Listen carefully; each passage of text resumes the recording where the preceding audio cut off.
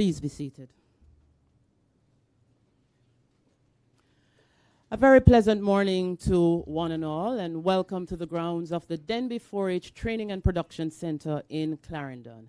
And I also extend welcome to those of us joining online on the platforms of the Jamaica 4-H clubs and the UNDP platforms. My name is Carol McCormack. I'm the Public Relations and Marketing Manager of the Jamaica 4-H clubs, and it is my pleasure to be the chair for this morning's proceedings. Today is a very important and special day. It is the launch of a very important and special project that will impact young persons across Jamaica as it relates to farming and fishing. But of course, I am not here to tell that story. I am here to guide the proceedings, and that story will slowly unravel itself throughout this morning's proceedings. But as is customary, we like to invite the presence of the Father. And at this point in time, I'm going to call on Reverend Roy Wickham, who is the chairman of the Island Advisory Council of the Jamaica 4-H clubs, to lead us in prayer. Reverend Wickham.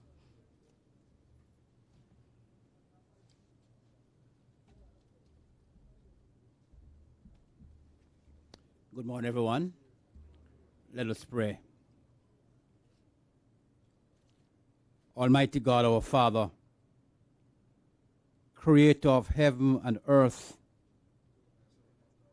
you in your word have summoned us all to meet as one people from all races, those who are foreigners and aliens, enemies and friends, to come together. We thank you, God, that the vision of ending poverty is real in the lives and mind of many of our people. We thank you, God, for the Jamaica 4-H clubs, who today has been tasked with a responsibility to carry out a duty that assists young women and other farmers, both in rural area and urban areas, in becoming better persons through fishery and farming. We thank you for those who have funded these programs. And we ask, Lord, that you continue to grant wisdom to those who will implement the program and ensure that those who are participants will fully be engaged and benefit from such a program. We ask, Lord, that you continue to lead us, continue to stimulate our minds, continue to give us fresh ideas, and continue to bless those organizations and countries that continue to provide funding for programs such as these. May you bless all your people. May you bless those who will participate.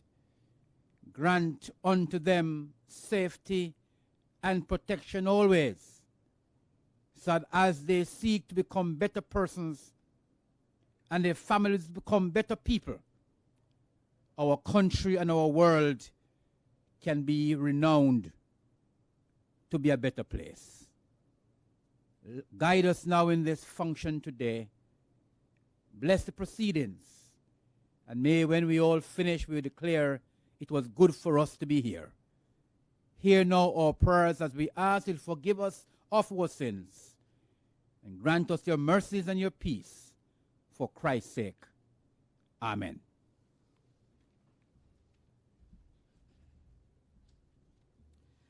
Thank you very much, Reverend Wickham, for those inspirational words as we set the tone for this morning's activity.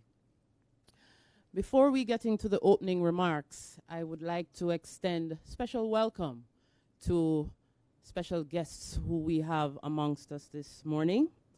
And I would like to start with the High Commissioner of Canada to Jamaica, Her Excellency Emina Tudokovic. I hope I got it correct. It's very close. All right. Thank you for being here. Mr. Oliver Blake, who is the head of the Jamaica Political and Development Team and Senior Governance Advisor for the Caribbean at the British High Commission. Welcome, sir. And I see His Worship, the Mayor, Councillor Winston Mirage, joining us. Welcome, sir, and thank you for joining us. I also extend special welcome to Miss Ava White Anderson, who is the Assistant Resident Representative of the UNDP. Thank you. And of course, she is also here with her team, Miss Rosine Wildman, Miss Gillian Scott, and of course, Miss Michelle Scott, who you will hear from a little later. Also, special welcome to members of the Jamaica 4-H Club's team, headed by Dr. Ronald Blake, Executive Director, and other officers of the Jamaica 4-H Clubs, members of the media, Ms. Sharika Campbell, Country Manager of InMed Caribbean, Mr. Winston Simpson, Acting CEO of the Rural Agricultural Development Authority, RADA. And of course, we are also expecting the arrival of the Chairman of the Board of the Jamaica 4-H Clubs, Mr. Colin Virgo, as well as our main speaker, Honorable Franklin Witter, Minister of State in the Ministry of Agriculture and Fisheries. Thank you all for being here. At this time, we are going to hear opening remarks courtesy of the Jamaica 4-H Foundation, and this will be delivered by Ms. Tanika Allen, who is the administrator of the Jamaica 4-H Foundation. Ms. Allen.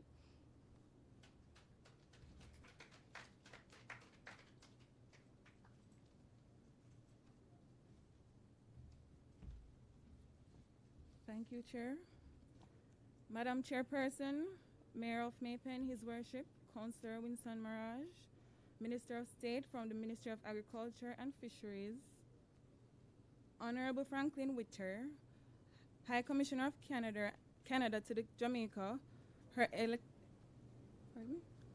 Excellency Emina Tudokovic, Resident Rep UNDP Jamaica, Mrs. Denise Antonio, Head of Jamaica Political and Development Team and Senior Governance Advisor for the Caribbean from British High Commissioner, Mr. Oliver Blake, Project Support Consultant to the UNDP, Ms. Michelle Scott, Director of the Jamaica 4-H Foundation, Dr. Donald Blake, Chairman for the Board of Directors for the Jamaica 4-H Clubs, Mr. Colin Virgo, Acting Chief Executive Officer of Rural Agricultural Development Authority, RADA, Mr. Winston Simpson, Country Manager for InMed Caribbean, Ms. Sharika Campbell, Jamaica 4-H Clubs Regional Managers, Parish Managers, volunteers, beneficiaries, other specially invited guests, members of the media, and our online viewers, good morning. It is my pleasure to welcome you on behalf of Mr. Donald Gordon, Director of the Jamaica 4-H Foundation, who is unavoidably absent today. Today, the Jamaica 4-H Foundation, with support from the Global Affairs Canada and the Foreign Commonwealth and Development Office, United Kingdom, in partnership with the United Nations Development Programme, launches the Enabling Gender-Responsive Disaster Recovery, Climate and Environmental Resilience in the Caribbean (ENGENDER) project entitled Strengthening the Adaptive Capacity of Youth Farmers and Fisherfolk in Jamaica. It is with great pleasure that we once again partner with the UNDP to implement such an important project that will undoubtedly impact and empower many of our Jamaican youth. Overall, the Jamaica 4-H Foundation continues to ensure that our youth farmers and fishers are provided with optimum training opportunities and certification for their respective careers in agriculture. As an organization, we continue to strive towards getting more youth entrants into the sector by exposing them to research, innovation, and by providing increased opportunities, particularly for our youth female cohorts. We look forward to the continued support and growth and strengthening of the Jamaica 4-H Foundation's partnership with the UNDP as we strive to become transforming force in communities, through training, educating, and empowering the Jamaican youth. Again, on behalf of Mr. Gordon, welcome and thank you for joining us today.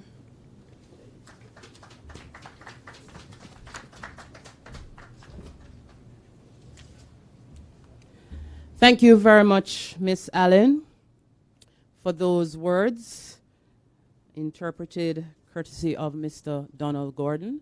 And let me just use this opportunity at this time to say special welcome to Minister of State in the Ministry of Agriculture and Fisheries, Honorable Franklin Whittle. Thank you very much, sir, for joining us, and we look forward to your delivery a little later down in the program. Now, at this time, we're expecting to hear from the chairman of the board of the Jamaica 4-H clubs. He's not here as yet, so we will proceed with the program and we will facilitate him when he arrives. So at this point in time, I am going to invite Ms. Michelle Scott, project support consultant of the UNDP multi-country office in Jamaica, who will provide for you an overview of the Engender project in Jamaica.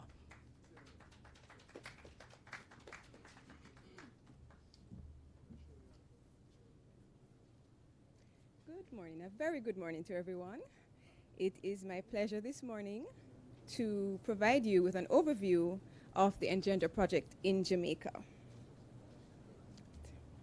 The physical impacts of climate change and natural hazards often compound pervasive structural inequalities and socioeconomic vulnerabilities.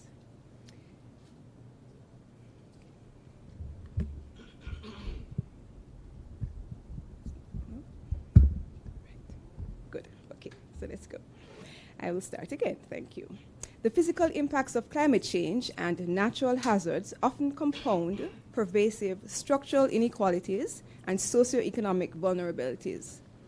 This occurs because gender equality and human rights are frequently not given the consideration required in climate change mitigation and adaptation, and in disaster risk recovery and response.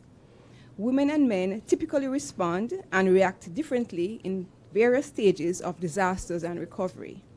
The groups with the least knowledge and capacity to take short-term measures to limit impacts from climate-related disasters are often the most affected. For this reason, the Enabling Gender-Responsive Disaster Recovery, Climate and Environmental Resilience in the Caribbean, Engender project, seeks to further integrate gender equality and human rights-based approaches into disaster risk reduction, climate change adaptation, and environmental management frameworks and interventions, as well as to identify and address some of the gaps to ensure equal access to disaster risk reduction and climate change and environmental solutions for both men, women, boys, and girls. The project has 4 main objectives. Firstly, to advance the gender-responsive implementation of national adaptation plans and nationally approved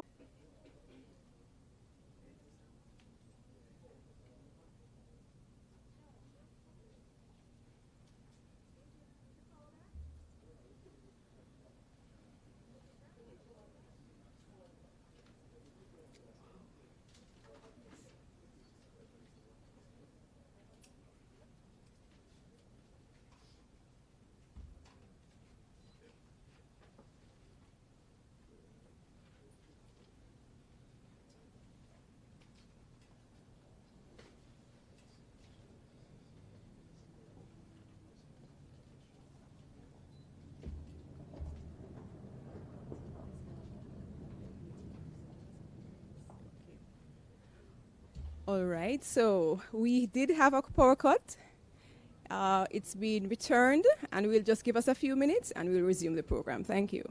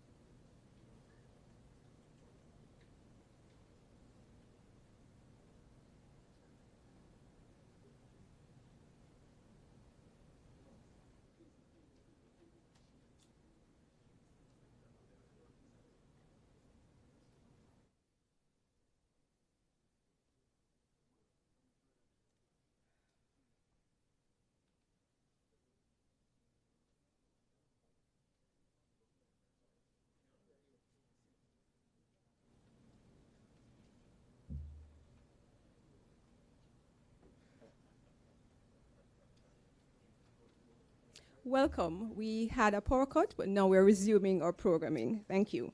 So I will continue. The project has 4 main objectives. Firstly, to advance the gender-responsive implementation of national adaptation plans and nationally appropriate mitigation actions at the sector level according to national priorities, focusing on sectors that have the greatest beneficial impact for women and girls.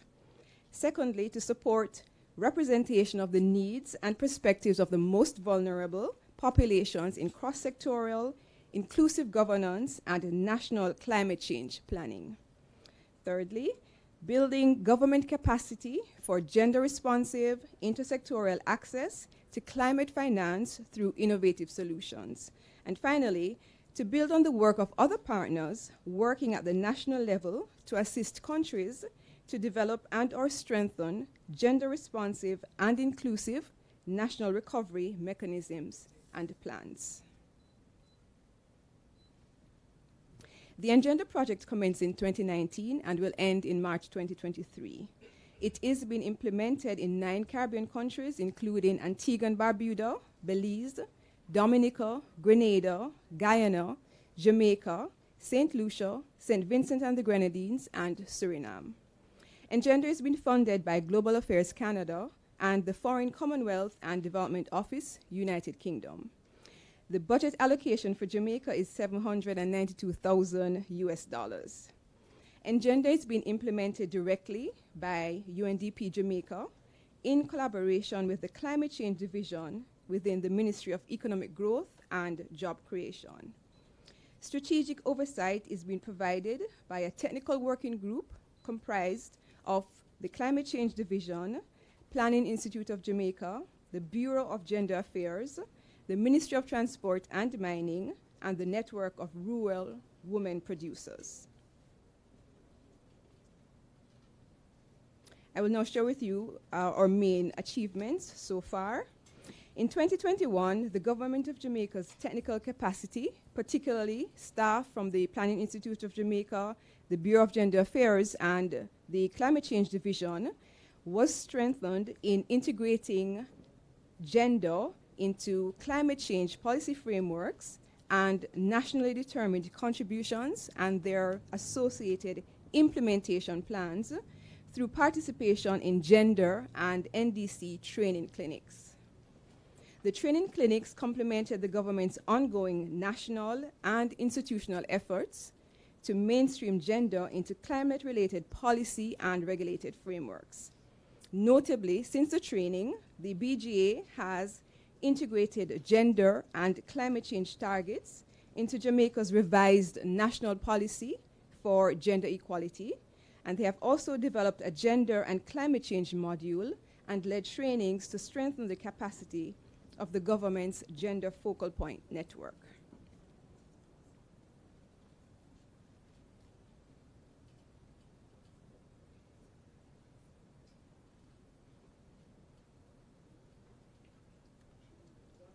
Okay, I will continue.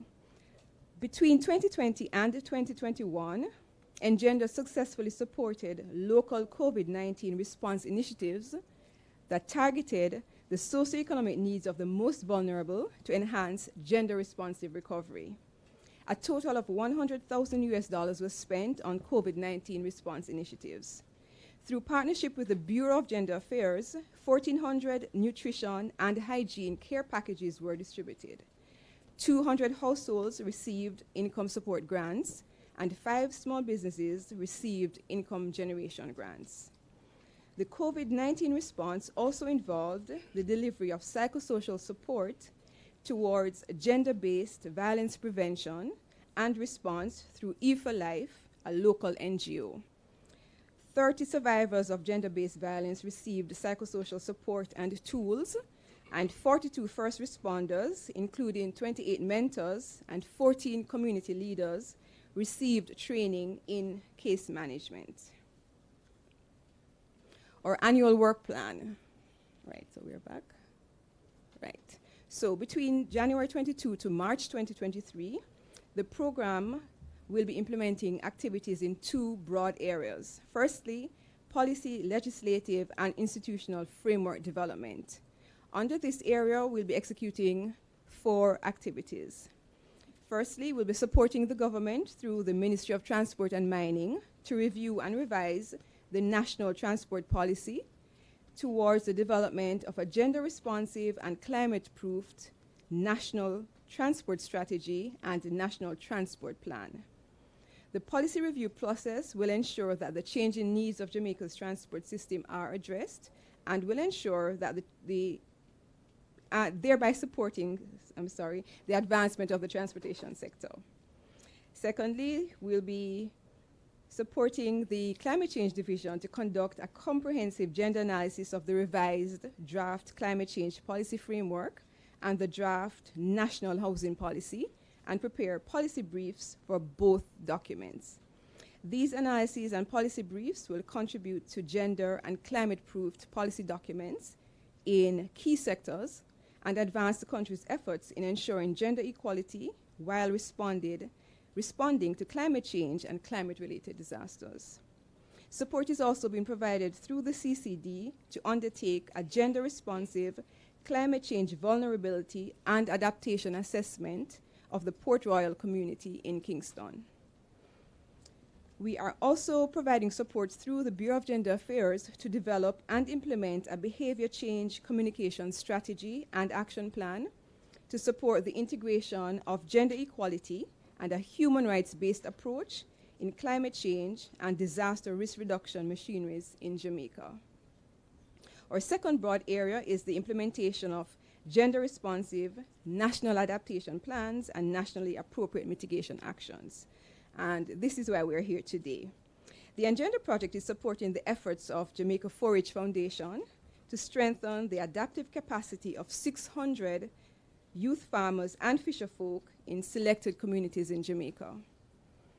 Under this program, there will be a climate-smart agriculture and fisheries awareness campaign, as well as capacity strengthening of 175 farmers and fisherfolk in climate-smart agriculture and fisheries and enterprise development. I now wish to present a short video that will explain our pilot project.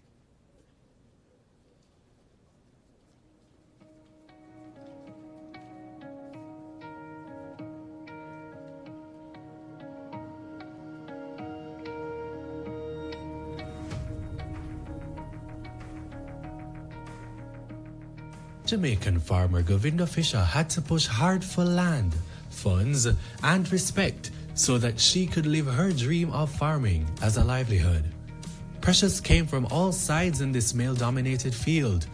Peers and family would say, "You're so beautiful, go back home, get married, and start a family."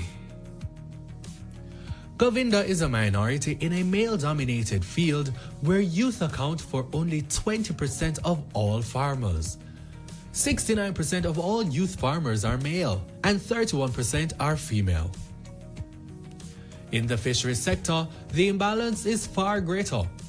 There are only 5.9% female fishers according to the National Fisheries Authority. Together, farmers and fishers are crucial for sustaining fresh food supplies. But lingering inequalities can curtail the full potential of the sectors, and climate change and natural disasters can endanger food security.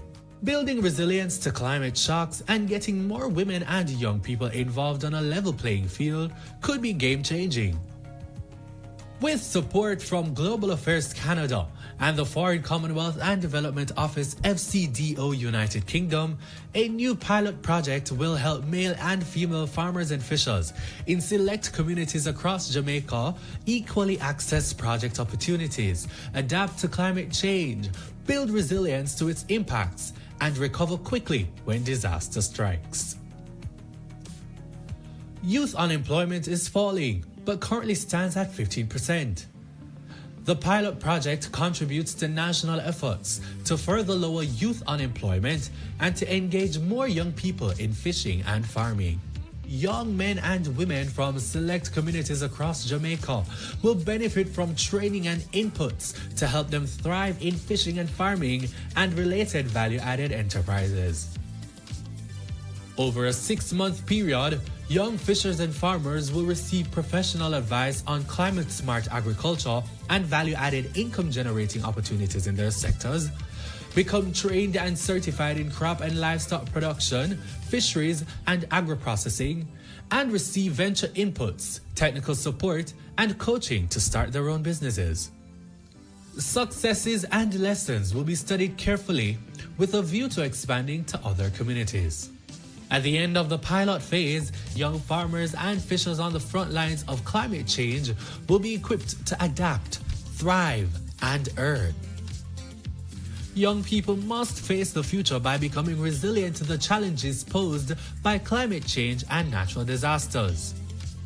This means that both young men and women must have equal access to opportunities on a level playing field. By strengthening equality in the fisheries and farming sectors, young people will be empowered to grow, empowered to feed their families, and fully prepared to make their contribution to economic growth.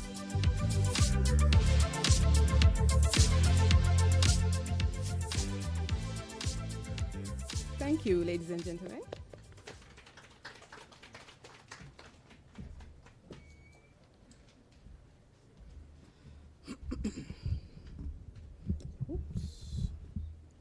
Thank you very much, Michelle, for that concise overview of the project. So I'm sure now we are a little bit clearer as to what the mission of the project is, why we're here, and how it will evolve over the 6-month period. And just to talk about those young people who will be a part of this project, we do have a couple of them here with us, and I just want to use this opportunity to acknowledge them and ask them to stand when I call their names. We have from St. Thomas, Daniela Williams. Daniela, where are you? Let's give them a round of applause, ladies and gentlemen.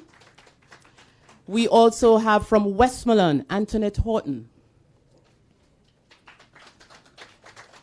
And from St. Elizabeth, Keneal Morgan. Keneal, where are you? All right. So, ladies and gentlemen, give them a hearty round of applause. This is just a little sample of all those young persons who are going to benefit from this important project. So, ladies and gentlemen, I did mention earlier that we are expecting the chairman of the board of directors of the Jamaica 4-H clubs, and he is here, and I'm sure ready and waiting to bring you his greetings. So at this point in time, I'm going to ask Mr. Colin Virgo to come forward and bring greetings on behalf of the Jamaica 4-H clubs.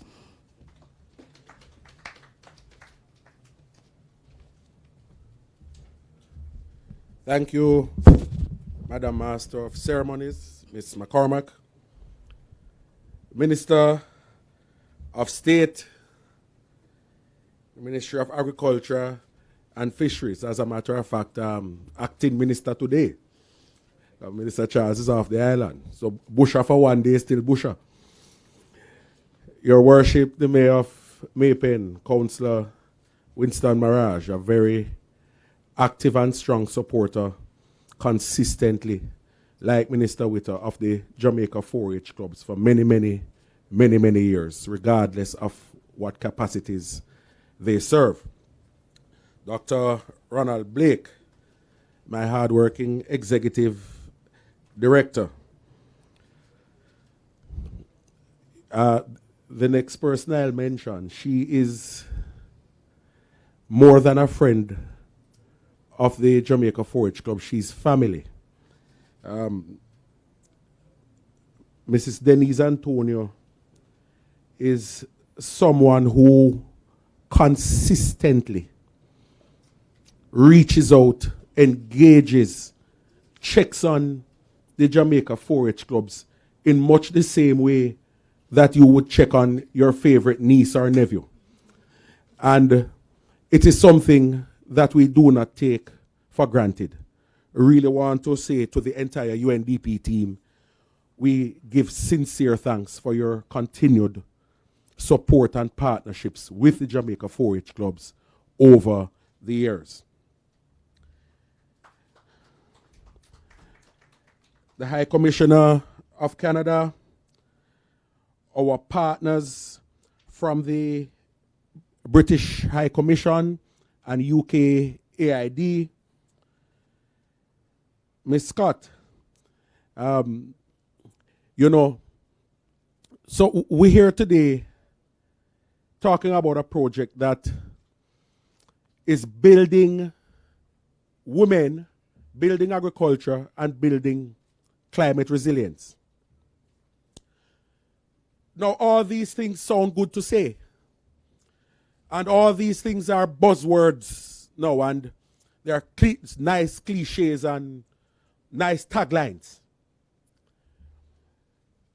But to what extent do we appreciate and fully understand the tangible impact of this? I'll give you an example. As a matter of fact, I see some of our friends from InMed here. I realized they started following me on social media the other day. All the time on my social media, I'm sure they're having the time of their life now. Mm-hmm. All the time on social media, I post the videos from all over the world. And here in Jamaica, of natural disasters happening in unprecedented ways, in unprecedented places. Flash flooding, drought, all sorts of wildfires, all sorts of incidents that impact human life. You know, a lot of us take for granted how dangerous it is. Not just to your personal life, but even to the value of property that you own. Because of this nice buzzword, this nice cliche that you call climate change. So, a few years ago, when Mayor Mirage had to contend with some unprecedented flooding here in Clarendon, places in Clarendon that never used to normally flooded. And even places that would flood from time to time, flooded in ways that it never normally flooded. Do you know the impact that that has on a pensioner who has invested in a home?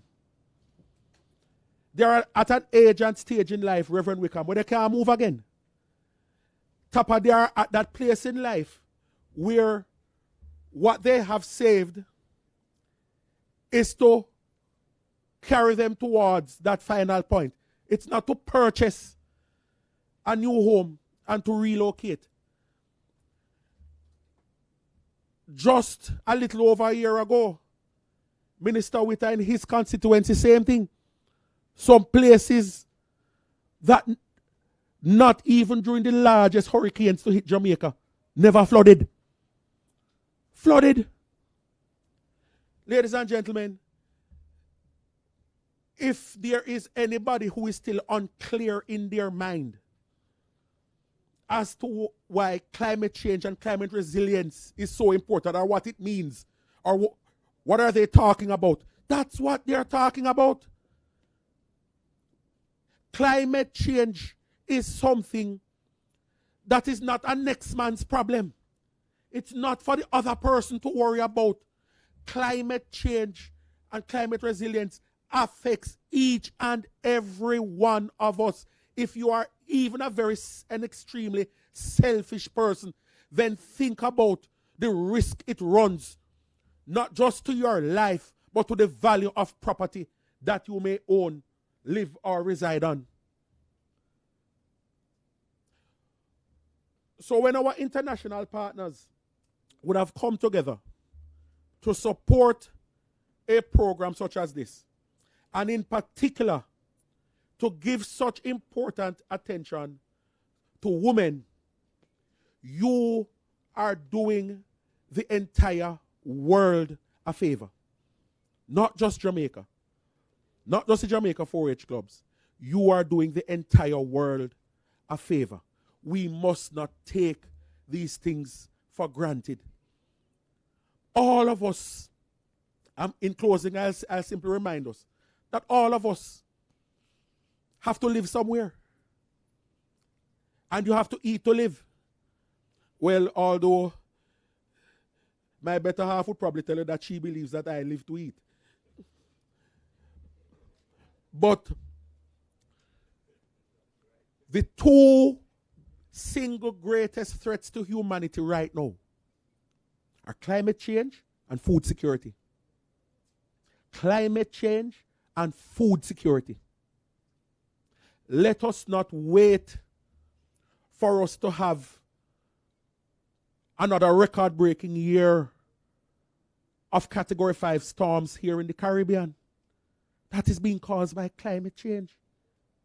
Let us not wait until the world breaks out into war over food.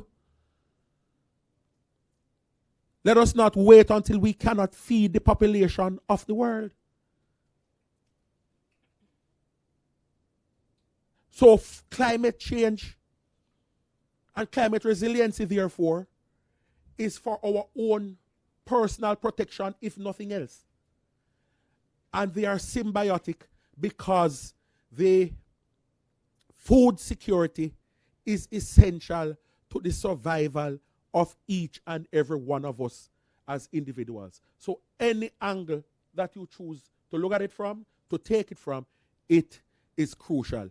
Ladies and gentlemen, partners, I want to sincerely thank each and every one of you for supporting these initiatives, supporting these programs, making them a success. And I have to big up, selfishly, my 4-H team, because they don't drop the ball on anything at all whatsoever. And that's not even my own words. Our international partners have said it repeatedly, that there is no other organization that they enjoy working with as much as the Jamaica 4-H clubs, because we get everything done well, done on time, done in budget, done in scope, and done to the highest pedigree. God bless you all and thank you for your time.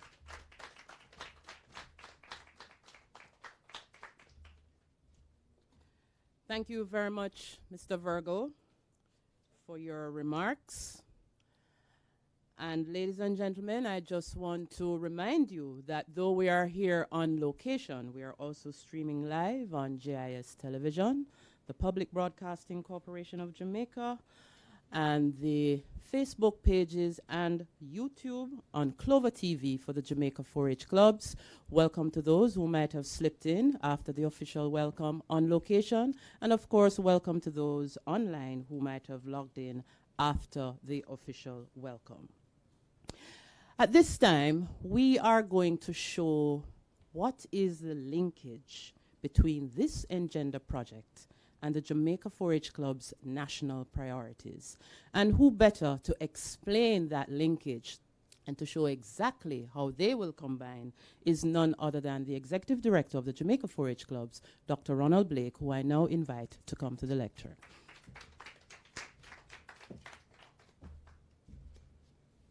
Thank you very much, Chairman Karel McCormack, and permit me to recognize His Worship the Mayor, first citizen of where we are, Mr. Councillor Mirage. Welcome, sir. Also, the Honorable Minister of Agriculture. He is not State Minister today. And importantly, the Minister with responsibility for fisheries, an important component under this project. Minister, welcome. I also want to recognize our friends from Canada, represented by Her Excellency Emina Tudavokovic. I hope I didn't create challenge to the name. I'm sure she'll tell you, say, Emina, if that is better for you. And also to our friends represented by Oliver Blake from the British High Commission. I also want to recognize Miss Ava White Anderson, Assistant Deputy Representative of UNDP Multi-Country Office in Jamaica.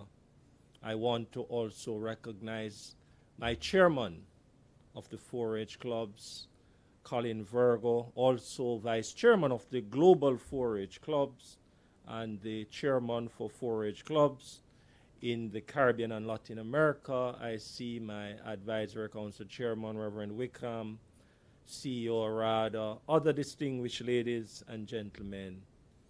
Welcome to 4-H and Denby 4-H Training and Development Center. You know, I was just talking with Ava Cross, and I was saying to Ava that this is probably one of the most important of all of the projects that the 4-H clubs will partner with its development partner in implementing in Jamaica. And I'm very pleased that we would have had long and sustained discussion about the components of this project. And one of the important things about the 4 clearly described components, as Ms. Scott did, is how they strategically align with the priorities, not just of the Jamaica 4-H clubs, but the Ministry of Agriculture, Jamaica on a whole. And I want to say, you know, to Oliver and Her Excellency, and I want you, colleagues, to listen carefully, that one of the things about the environment or the ecosystem on a whole is that whatever you do anywhere in the world to the ecosystem impacts the world everywhere. It's one of the most important aspects of life that interconnects all our peoples in one sphere. And so any bad treatment of the environment in Jamaica affect our people in Canada, and they affect our people in England.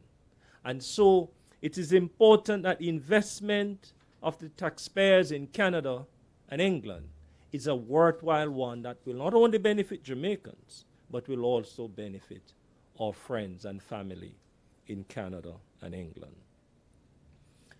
This project brings into sharp focus the ministry and the 4-H club focus on grow smart, eat smart. So there are 2 important components: the enterprise development and the youth and women in fisheries component are in fact geared to put on the ground the concept of grow smart. The Jamaica 4-H clubs takes the production of food by our youth and women seriously. And so we are not doing it by accident. And so over the last year, we have incorporated precision agriculture as a way or a strategic approach for production by our youth farmers. So essentially what we are saying is that you can use information technology to precisely determine what nutrient and other requirements your plant needs to have for optimum yield. So gone are the days when we are encouraging our young farmers to waste water, which may be in short supply. Gone are the days when we are saying that you put as much fertilizer as you think the plant may have. We are saying the technology exists, and I'm happy to say that a couple days in the agricultural show, we had 21 pieces of technology that we have brought in from elsewhere in the world. And we have made those available to all farmers in Jamaica to help them to become more productive and to grow smart. You know, when I listened to the presentation you made, Michelle, that just about 5.9% of our fisher folks are women. You know what is a more worrying piece of statistic? If you look at inland fisheries, the statistics is even more unattractive. It's about just over 1% of women are represented there.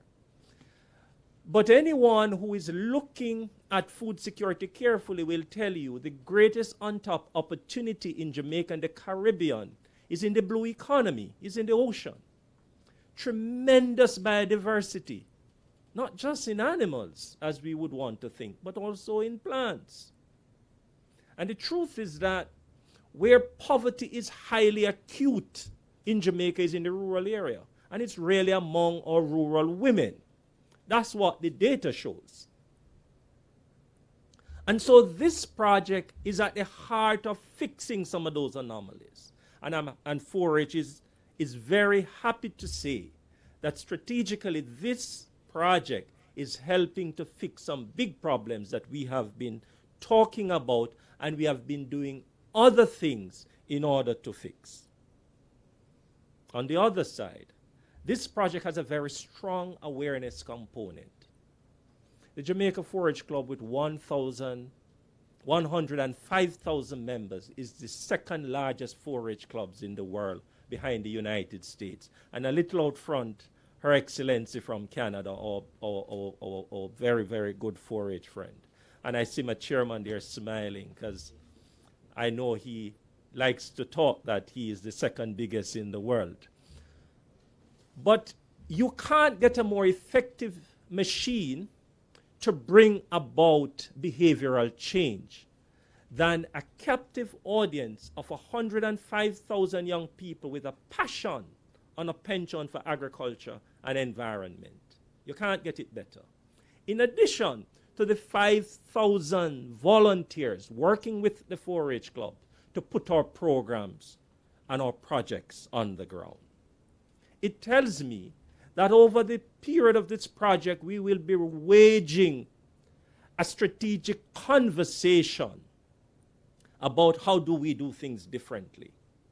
And one of the things we are saying we are going to have to do, and my chairman said it, we're going to have to take the issue of food security seriously. But the 4-H perspective is that you can fix food security through food diversification. And what are we talking about? Not many people know that there are over 20,000 edible species of plants on the globe. Over 20,000 edible species of plants on the globe. But did you know that only 20%, not 20%, 20 of these plants produce 90% of all the food we consume as a globe? What is that telling you? We are not adventurous enough to explore the other 19,980 plants that are out there that are edible. But guess what? As you travel across the world, you will recognize that there are things that others eat that we don't eat, but we grow them here. What the 4-H is doing, and we did that the other day at the Denby show, where we introduced 11 new foods. Because the truth is, we believe that if we're going to fix food security, we're going to have to start to eat some of the things that can be eaten that we are no longer eating. And one of the good things about some of these foods, they are resilient to the changes that we are seeing in climate. For example, the scientific world is now out on purslane, and it's one of the crops that we are showcasing and we are encouraging. And they feel that the answer to developing drought-resistant plants, the answer is actually in that plant. And I'm very happy to say that this is new and emerging research with Winston, is that the Jamaica 4-H Club over the last 4 years has taken that plant out of the wild. And it has very potent nutraceutical value, for many Jamaicans will know. But the reality is that under this project, a lot of the crop and livestock enterprise to be developed is going to be adventurous, because we are going to be saying to our beneficiaries that there are emerging and non-traditional markets, because there are some subpopulation in Jamaica and they are demanding some foods that is not yam and potato, Minister. You know, there's a food that we all like to eat, and all of us inside here like it, and we don't even know it's bamboo shoot we're eating. Big demand for it, you know, bamboo shoots. Really tasty. Those of you like your choy mein and so and so, that crunchy white substance, it's bamboo shoots. They're growing the wild here. Are we taking advantage of that? Are we taking advantage of sea grapes? Sea grapes is resilient to any kind of climate variation. It's a yard. But are we? One of the largest imports of fruits in Jamaica, Minister, you know what it is? It's the grapes, you know, that we brought in. But where you and I are from in St. Elizabeth, there's just so many of those grapes that are grown there, Councillor Mirage. And they grow there. One tree, I say to people, one of those trees, when they are properly laden, can supply any supermarket for the week with enough grape. And my technical people is telling me that they are far more nutritious than the ones we like to import. And those are threatened by the variation in climate. The reality is that this project will have a substantive strategic link between our food diversification program. And the other area that is dear to my heart under this project is agro-processing. For approximately 45% of the food we produce is wasted before it gets into your mouth. Under our Eat Smart strategy, we are saying we're going to have to cut the waste, and we're going to have to find more innovative ways in doing the things we do. I said to my home ec department recently, I want you to do an experiment with green bananas. We eat a lot of green bananas in Jamaica. We like it for breakfast, Mayor. I am challenging, Minister, that the skin of the banana is about 40% of the weight of the banana. When you remove the skin from the green banana. You're chewing that, you know. But I hear when you stir-fry that, you have nothing better to eat than that stir-fry banana skin. It is comparable to the stir-fry eggplant and chocho and all the other green, healthy, solid greens that we like to eat. These are the strategic link between this project and what is going to fix the whole issue of food security. And so we are going to be taking our rural women here, we're going to be training them in agro-processing, and we're going to equip them and give them the start under this project to start their enterprise in actually moving the third and fourth from our production that we would throw away, Winston. We're saying process those, extend the shelf life, and also improve the social and economic standing of our women in rural Jamaica. Ladies and gentlemen, this project means a whole lot to Jamaica 4-H clubs because it means a whole lot to Jamaica. And it also has significant positive implication for the rest of the world. Thank you. God bless you.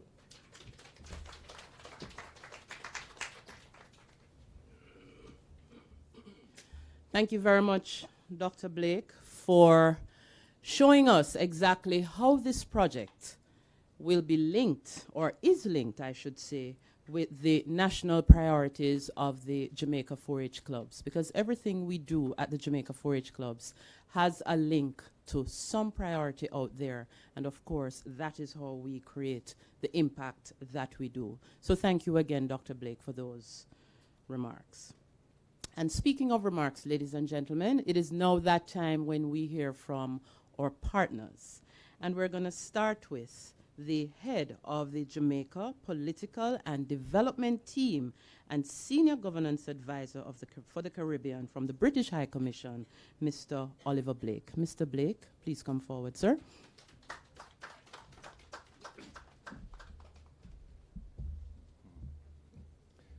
Madam Chair, Honourable Minister, Your Worship, the Mayor, Excellency High Commissioner of Canada, Assistant Resident Representative, UNDP, Chairman Directors of the 4-H Clubs of Jamaica, ladies and gentlemen, I'm very pleased to be here today at this project, helping farmers and fishers to adapt to the impact of climate change in Jamaica. We talk a lot in international fora about climate change. Indeed, when I arrived in Jamaica at about this time last year, we were working very closely with Minister Pernell Charles, who was then Minister for Climate Change, and his team, about to head off to the Glasgow COP26 conference. A lot of things are talked about in these big meetings, but it's very important that we make sure that all these fine words in these big fora actually mean something for people on the ground, on the front line of climate change, such as farmers and fishers. Some people around the world have the resources to adapt easily or to move their families and businesses elsewhere. But on small islands in farming and fishing communities, that is not so easy. We know that small island developing states didn't contribute to climate change and are amongst the first to suffer its effects. And the people who suffer those effects most immediately are people in the poorer communities. So I'm very pleased that we're able to work with the range of partners we have here today to provide some practical support and training to these communities, to the women, to the youth, to all the farmers and fishers who are now facing the impact of climate change. And that impact, as we have heard, is very real. I remember last year we produced a video with the Climate Change Division showing the impact of sea level rise on Helstra Beach. We've seen the impact of flooding and hurricanes. And we're working with the Ministry of Finance here on improving the resilience of Jamaica in terms of Jamaican finances, Jamaican infrastructure to the impact of climate change. But all that must translate to the impact and supporting people on the ground. So I'm very grateful to all those involved in this project and wish everybody well in taking forward this work and learning the lessons too, because what is done here will help in learning for what is also done elsewhere. Indeed, that is one of the roles that Jamaica plays with us internationally and nationally. Jamaica is involved in almost every pilot project internationally on climate change. And I think that highlights the commitment that Jamaica shows, both from the leadership down to the community level, on recognizing that this is something that we're all in together. And as has already been said, what is done in one part of the world has an impact elsewhere. So once again, let me wish everybody well for this project, and thank you for getting us all here today. And we wish you a very successful project in taking this forward. Thank you very much.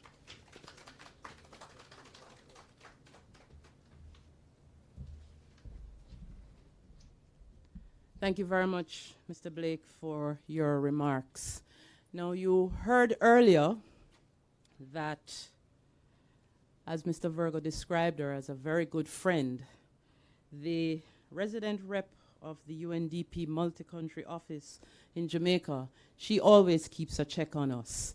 Though she's not here physically, she is sending her regards. So, ladies and gentlemen, I'm just going to ask you now to cast your eyes on the screen as we hear remarks from Ms. Denise Antonio, Resident Representative, UNDP Multi-Country Office in Jamaica. Minister of Agriculture and Fisheries, Honorable Pernell Charles Jr., MP, High Commissioner of Canada to Jamaica, Her Excellency Emina Tudakovic, Head of Jamaica's Political and Development Team and Senior Advisor of the Caribbean British High Commission, Mr. Oliver Blake, Honorable William Shaguri, Custos Rotulorum, Clarendon, His Worship the Mayor, Councillor William Mirage, Mayor of Maypen, Director, Jamaica 4-H Foundation, and Chairman of the Board of Directors, Jamaica 4-H Clubs, Mr. Colin Virgo, Director, Jamaica 4-H Foundation, Dr. Ronald Blake. Good morning to all of you. I am delighted to mark this important milestone in our shared journey to advance Jamaica's climate resilience through the enabling gender responsive disaster recovery, climate and environmental resilience in the Caribbean project, for short, ENGENDA. Agriculture forms one of Jamaica's key productive sectors and is also one of the most vulnerable to the effects of climate change and natural disasters. Fishers and farmers play a vital role in food security, but there are current imbalances that can limit their potential contributions to growth. Only 20% of farmers are young people between the ages of 18 to 35 years of age, and only 31% of those youth farmers are female. In the fisheries sector, this is even further reduced to 5.9%. The inequalities run deeper than participation. They also touch on access. In the crucial period following a disaster, women face greater challenges in accessing resources for recovery. The numbers are clear. We need more young people and more young women to participate in this sector. We need to ensure the playing field is level for all to access capital and support for resilient livelihoods and recovery in the event of a climate-induced disaster. We need greater investment in gender-sensitive resilience programming to strengthen Jamaica's climate resilience. A gender-equal approach integrating youth, women, men, persons with disabilities, and other groups at risk of being left behind will maximize the resilience and productivity of Jamaica's fishery and agricultural sector. It is with this principle in mind that I am pleased to celebrate the launch of this pilot initiative in partnership with our donor, Global Affairs Canada, and the Foreign Commonwealth and Development Office of the United Kingdom. This groundbreaking initiative will seek to model gender equality in access and opportunities to climate resilient resources for young farmers and fisherfolk. It will be implemented by our invaluable partner, the Jamaica 4-H Foundation, and directly aligns to the 4-H Club's Youth in Agriculture program that is within the Ministry of Agriculture and Fisheries. This estimated $21.5 million Jamaican dollar grant will reach more than 600 young people through skills building, business development, contributing directly to sustainable and climate-smart livelihoods within the agriculture and fisheries sector. The work to be undertaken holds much promise for transforming our beneficiary communities, particularly the youth. Results will directly contribute to Jamaica's National Development Plan, Vision 2030, and the achievement of the Sustainable Development Goals. UNDP remains committed to our national partners in supporting this critical work to adapt and mitigate the impacts of climate change on our sectors. Now, let me turn to the youth who will be implementing and benefiting from this initiative. Please remember, climate change is on course to affect your generation in unprecedented ways. This is not, of course, to scare you, but to challenge you to rise to the occasion. Adaptation and mitigation practices, they do work. I charge you, therefore, to absorb the resources of this initiative, apply and add value to what you have learned.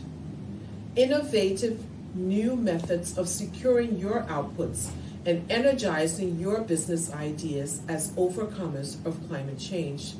Then come back and teach us what you have learned. Today and tomorrow's generation of leaders await your stories of triumph to inspire us to new heights, in resilience to crisis. I know you can do it. All the best, and thank you.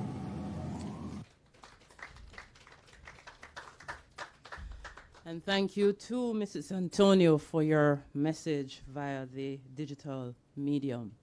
Again, let me just say a pleasant morning to those online. And of course, we also have beneficiaries of this project online. Thank you very much for joining us. Now, at this time, we're going to have remarks from Her Excellency Emina Tudakovic. the High Commissioner of Canada to Jamaica. I welcome her to the platform.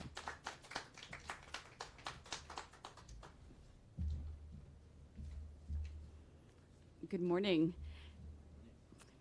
Good morning, Minister, Mayor, representatives from 4-H. I'm going to do the typical all protocols observed because my notes were getting all over the place on everybody I had to greet. But good morning, ladies and gentlemen. As most of you are aware, Canada places gender equality and the empowerment of women and girls, and by extension, other vulnerable groups, at the heart of all our development efforts. Gender equality, thank you, is the most effective way to reduce poverty and to build a more inclusive, peaceful, and prosperous world. Governments must continue to prioritize sectors where the most vulnerable remain at the forefront. The Enabling Gender-Responsive Disaster Recovery, Climate and Environmental Resilience and Gender, I realize now why you have a really snazzy acronym because it's a mouthful, is a project that was conceptualized to do precisely that. Through Agenda, we have already supported work, including a revision of the National Transport Policy, to ensure the changing needs of Jamaica's transport system are addressed, and to allow for gender equality and climate change considerations to be mainstreamed.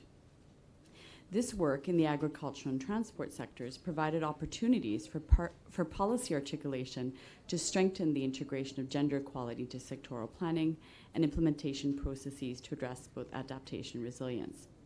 Today, Canada is proud to support today's initiative that will contribute to advancing gender equality here in Jamaica, including through this pilot project, strengthening the adaptive capacity of young farmers and fishers in Jamaica.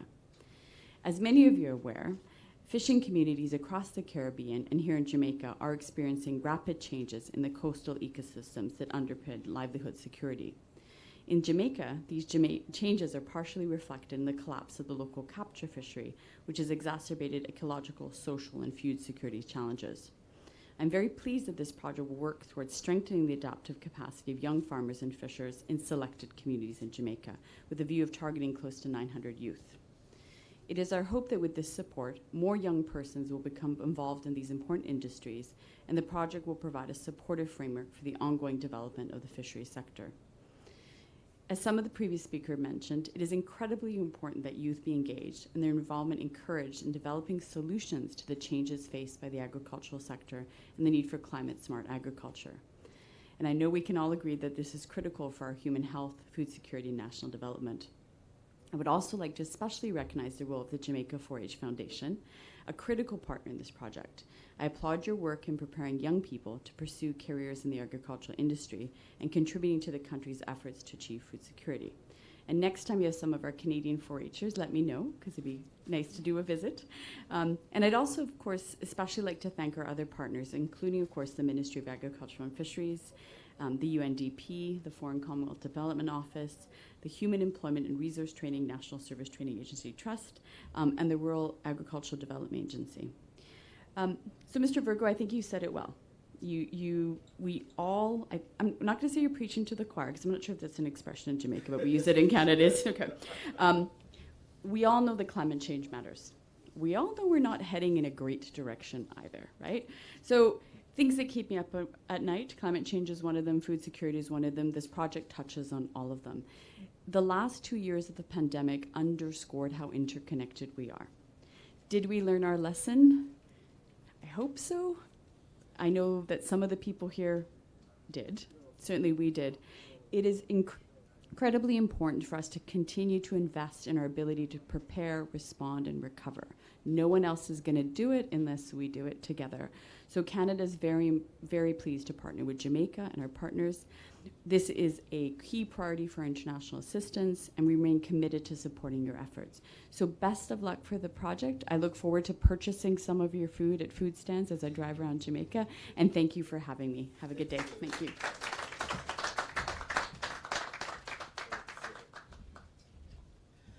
Thank you very much, Your Excellency, for your remarks. Well received, I see. Now at this time, we have been hearing a lot of talk. We have been getting a lot of statistics, and we have been kind of forecasting what could or may happen based on the effects of climate change. But it's now time to literally let our hair down and to take a breather as we get into our cultural item. So, ladies and gentlemen, it is my pleasure to ask Miss Misha McLean, 4-H Clubite of Frankfield Primary School, to come forward with her item. And you're going to give her a very big round of applause. And before Misha gets into her presentation, we want to say thank you to the Canadian High Commissioner to Jamaica, who has to leave at this point. Thank you very much, madam, for being here. So now, we turn our attention to the platform as we hear from Misha McLean. Good morning, everyone. I am going to be doing today Breadfruit by Amal Wright.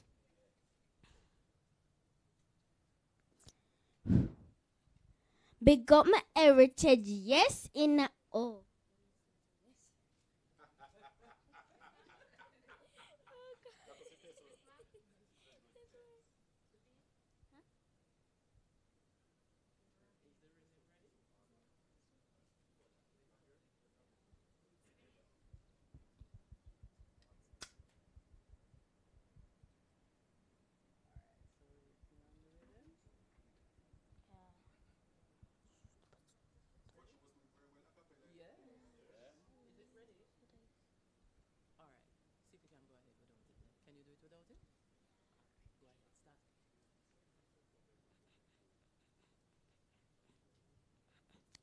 Big up my heritage, yes, in a heritage fest. No junk food, breadfruits are the best. Mix it with the national dish. Love it with the key and fish.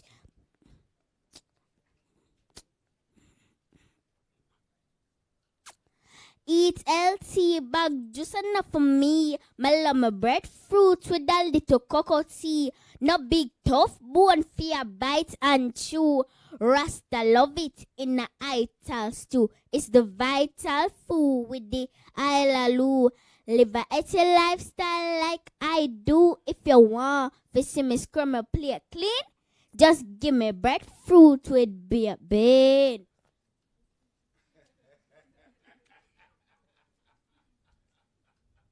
I know if, I know but, I know maybe. Breadfruit is like the new bread, baby. Never had nothing that tastes so good. Make your food be your medicine, your food.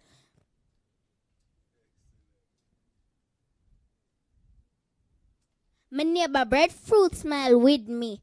Another tree a ball come pick me. I sing squitting on my ears like Britney.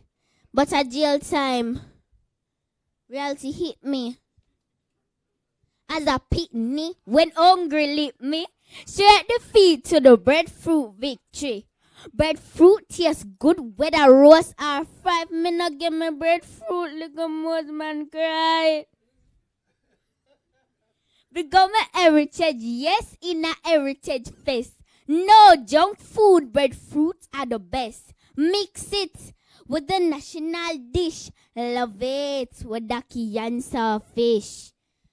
That was Breadfruit by Amal Wright.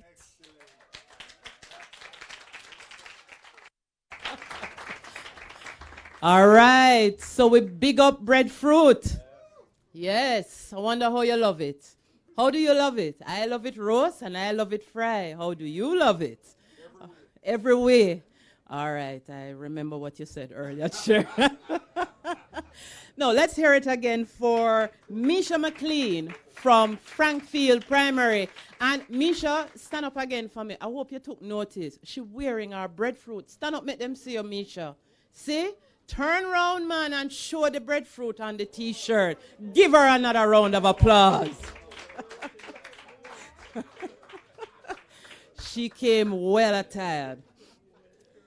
So now, ladies and gentlemen,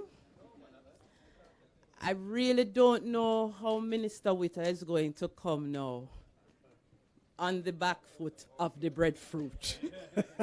So, Minister, you're going to have to come very good. But, ladies and gentlemen, it is my pleasure to invite to the lectern Minister of State in the Ministry of Agriculture and Fisheries, Honorable Franklin Witter.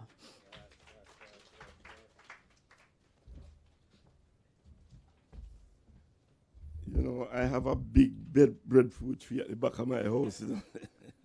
Yes. So the good yellow heart, and it bear good. So it's a good thing I always eat breadfruit regularly, because if it were not so, then I would have to find my little friend. Yes. To give me some advice as to whether to eat it fry, roast, boil. But I like it every way, as my chairman said.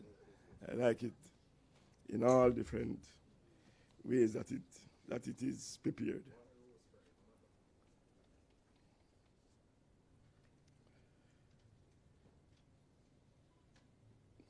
Madam Chair, I'm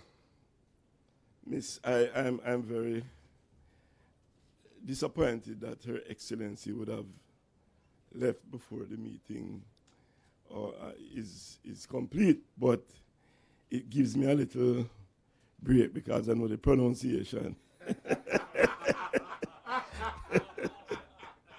Was giving everybody a little problem. I realized that when Colin came to make his presentation, he didn't bother to call the name.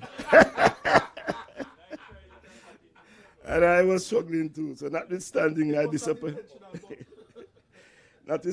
disappointment, that she has to leave, it gives me a break in terms of trying to pronounce her name. Miss Ava White Anderson, resident representative, UNDP, multi-country office in Jamaica, Jamaica. Mr. Oliver Blake, head of the Jamaica Political and Development Team and senior governance advisor, British High Commission. Sir Colin Virgo, our chairman, my good friend in other circles. Yes.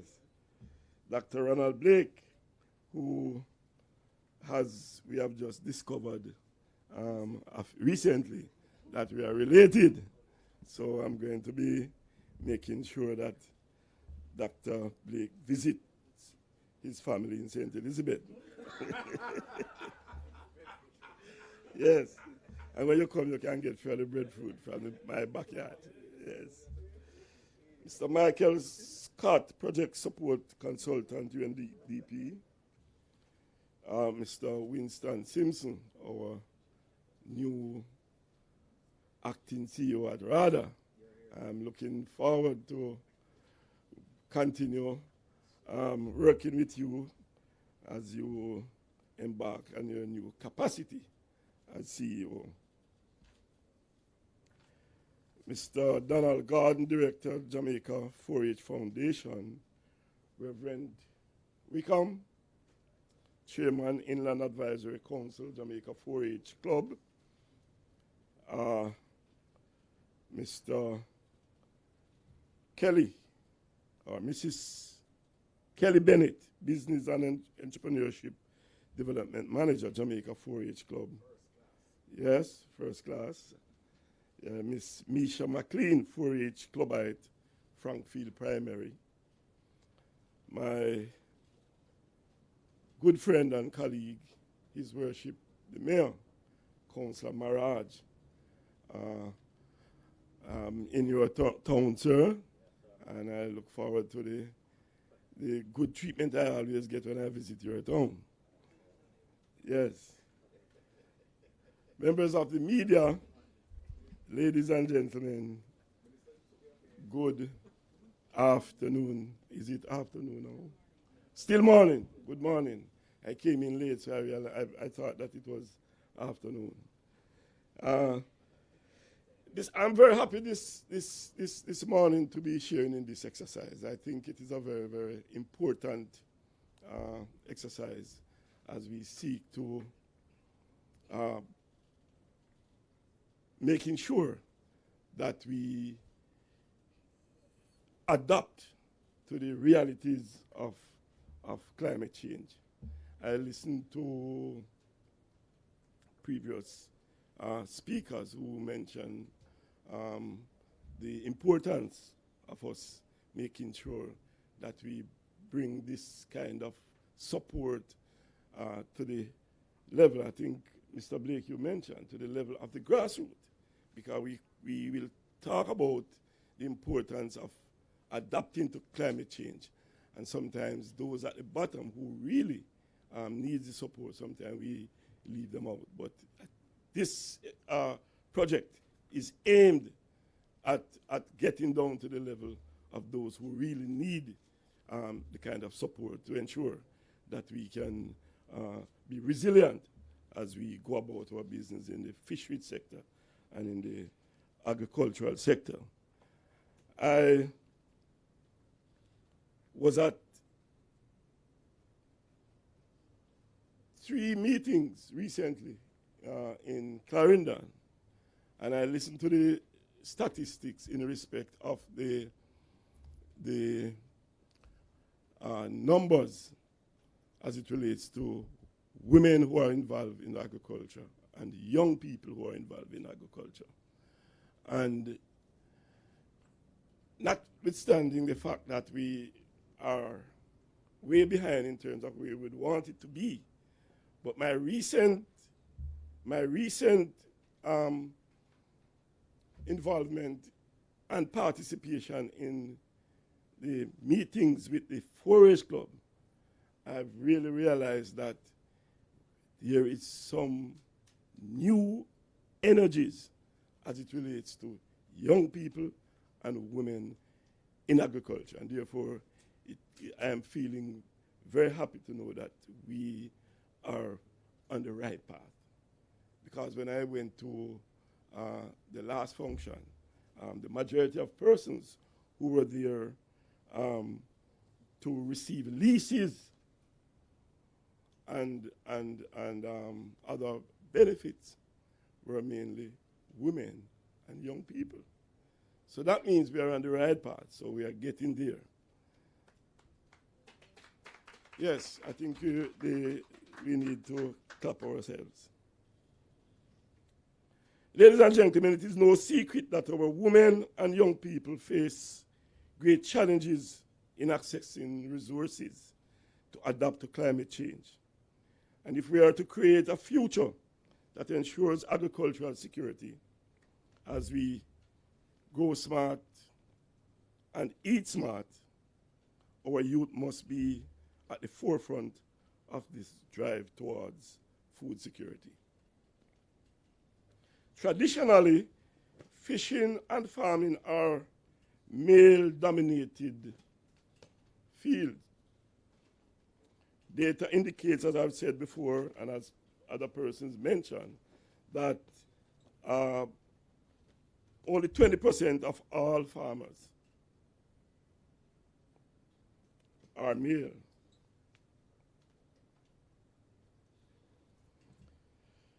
Are young people, with males about 69%. Young farmers are about 31%. This imbalance is even greater in the fishery sector, with just 5.9% being female. Our goal at the Ministry of Agriculture and Fisheries is to chart a course that will ultimately protect lives and livelihood. And our young people must lead this initiative to energize, lead, and strengthen the agricultural sector. Because the young people really have the energy, so we have to get them involved. Today is indeed a special occasion as we launch this project that will provide equal opportunities in the sector, allowing for more persons to participate in the country's economic growth. This project will also strengthen the youth resilience to climate change and help to pull vulnerable groups towards maximizing their true potential. I salute the Jamaica 4-H clubs, the Jamaica 4-H Foundation, and the United Nations Development Program for their collaborative effort in implementing this 6-month pilot project. Through this project, our young male and female farmers and fishers in select communities in Clarendon, Manchester, St. Elizabeth, Westmoreland, and St. Thomas will receive training in business management and financial literacy, as well as receive business inputs to start and strengthen their farming, fisheries, and agro-processing enterprise. We welcome the grant of US $140,000 from the Global Affairs Canada and the United Kingdom Foreign Commonwealth and Development Office. We look forward to the increased awareness that our 600 youth will receive on climate-smart agriculture, gender roles in mitigating climate change and building resilience, and value-added income-generating opportunities in the sector. Importantly also, we welcome the capacity building of the Jamaica 4-H Foundation and Jamaica 4-H clubs. Its volunteers and other key stakeholders group through the Train the Trainers program in disaster risk reduction and business community planning. Training and certification of 175 youth in crop and livestock production, fisheries and value-added agriculture,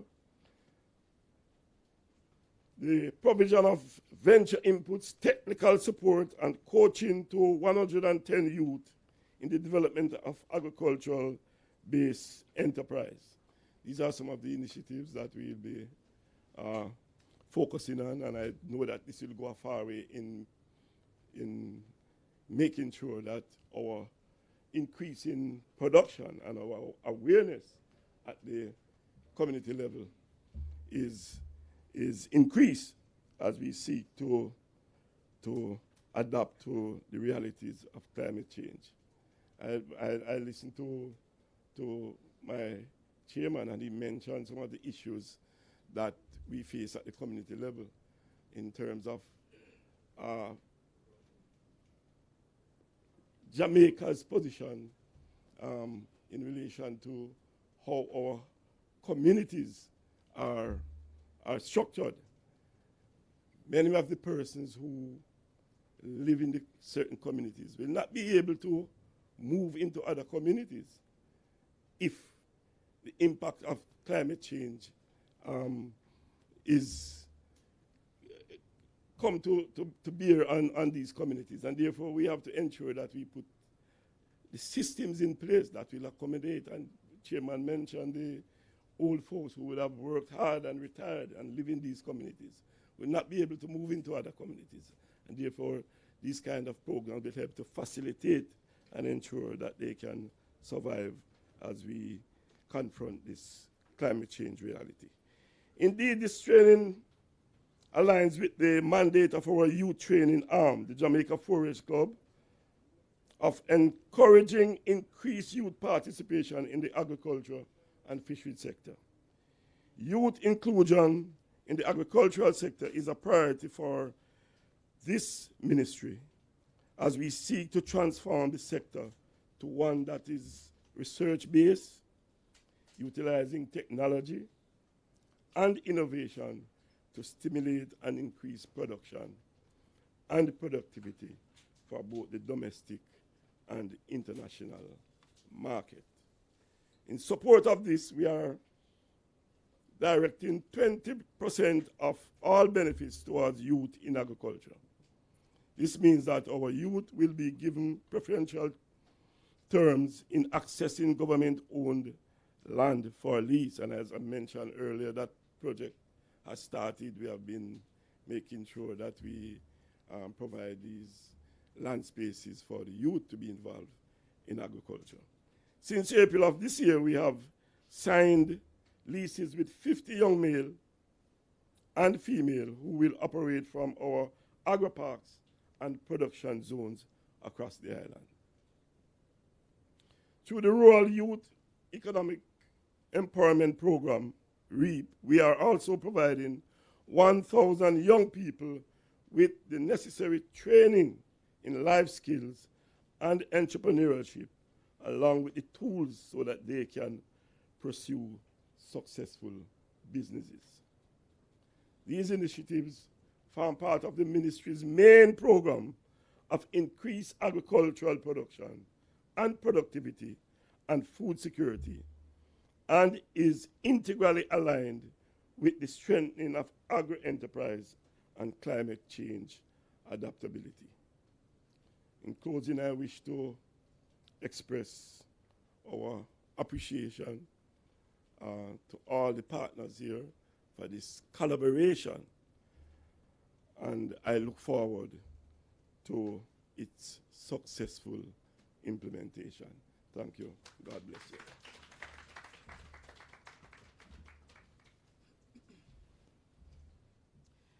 Thank you very much, Minister Whittle, for your address.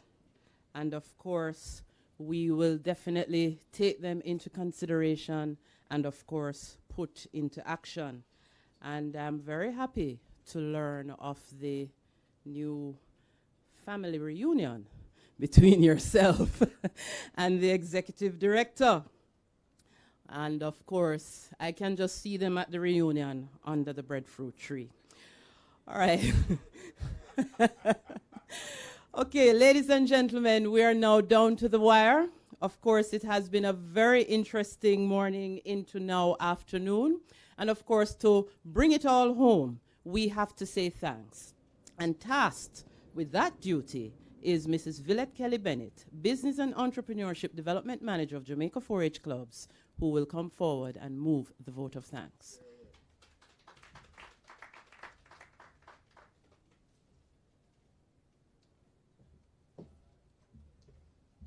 I take it it's now afternoon. Good afternoon. Just about. It's a pleasure for me to extend appreciation on behalf of the directors, staff, and volunteers of Jamaica 4-H Foundation and the Jamaica 4-H Clubs, to our funding partners, Global Affairs Canada, Her Excellency, and I'll try, Emina Tudakovic, as well as to Foreign Commonwealth and Development Office, United Kingdom, Mr. Oliver Blake.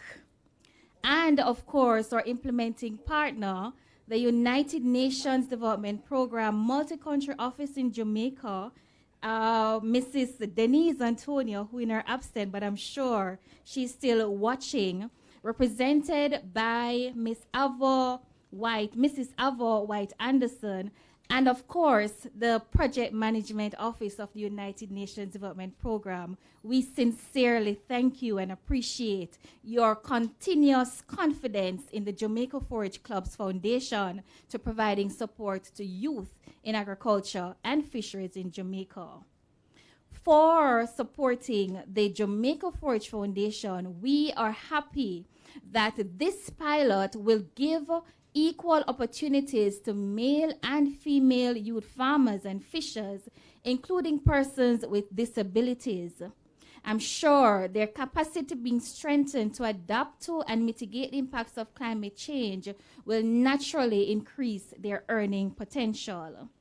His Worship, the Mayor of Clarendon, Councillor Winston Mirage, Honorable Minister Franklin Witter, Rex. Yes, you understand? Trying too hard, right? We are excited to be an active arm of the Ministry of Agriculture and Fisheries, and we thank you and the Honorable Minister Pernell Charles Jr. and of course the technical team for the continued support. Our chairman, Mr. Colin Virgo, I have a word here describing, but I'll keep it down for now. Sir, the board under your stewardship continue to push us and stand as our greatest cheerleaders to fulfill our mandate. We applaud you. We continue to salute Dr. Ronald Blake, our Executive Director, Jamaica 4-H Clubs, who is quite resolute about investing in young Jamaicans for greater contribution to national development through its vibrant Youth in Agriculture program. Sir, you're not lost on us. We heard your passion for food diversification, and certainly through this program, as we look at improving the resilience of our young persons in adapting to climate change, food diversification will be an important component as we help them to explore new business opportunities within the sector. I must add, while not here, Dr. Bellamy from the National Fisheries Authority, a very important partner who is working with us and who actually has assigned the staff to supporting us in the implementation of this very important project. We salute them as well.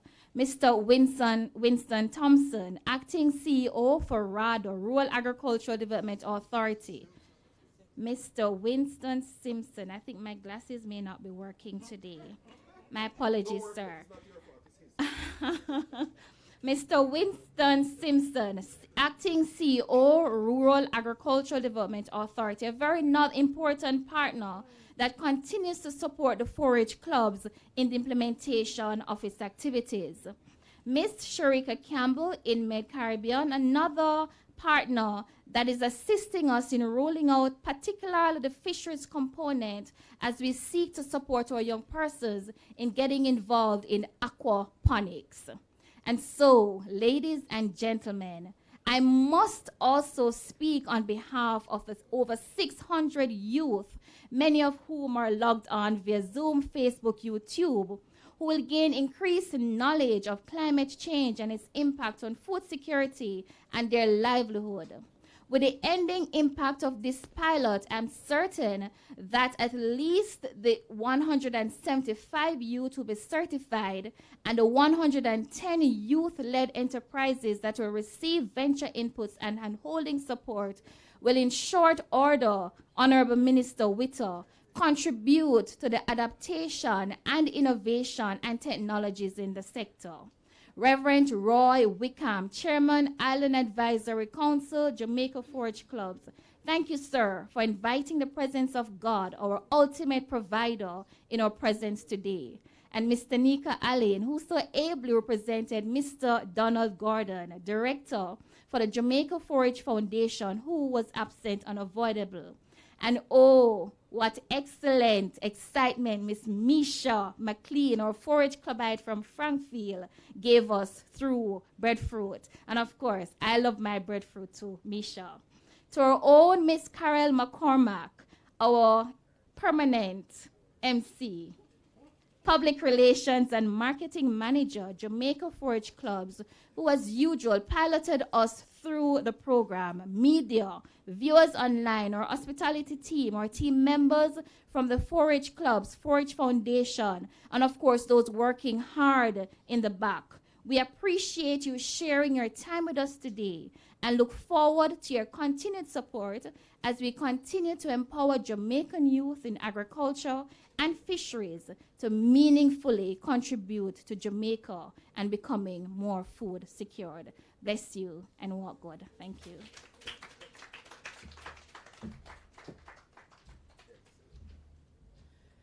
Thank you very much, Mrs. Kelly Bennett, for moving the vote of thanks.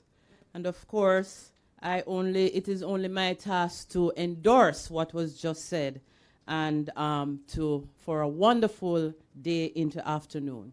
Now, ladies and gentlemen, we're going to be dispersing shortly, but I don't want you to run off because you see, here at 4-H, we do things different. We just throw the regular out the window and we give you something special and unique.